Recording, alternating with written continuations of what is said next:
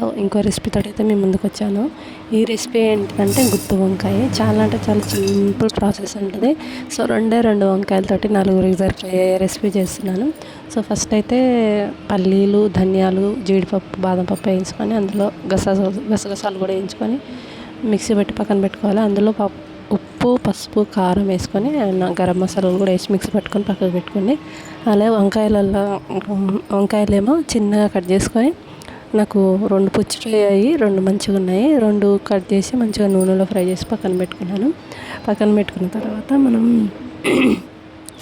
ఆయిల్లో కొంచెం కరివేపాకు మనం మిక్సీ తీసుకున్న స్టవ్ వేసి కొంచెం అది మగ్గనివ్వాలి. అడుగంటుకుంటూ మగ్గనిచ్చిన తర్వాత మనం ఏవైతే వంకాయలు వేయించి పక్కన పెట్టుకున్నామో అవి వేసి ఒక 2 మినిట్స్ మగ్గనివ్వాలి. మీకు కారం, ఉప్పు సరిపోతే ఏం లేదు.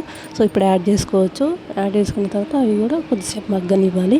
ఇలా ఆయిల్ పైకి తేలినప్పుడు మనం వేయించుకున్న ముక్కలు ఉన్నాయి కదా, అవి వేసి ఒక 2 మినిట్స్ మగ్గనిస్తే టేస్టీ అసలు సూపర్ ఉంటుంది గైస్. ఫస్ట్ టైం చేసిన ఇలాగా, అంటే 2 వంకాయలతోటే చేసిన. ఎక్సలెంట్ వచ్చింది.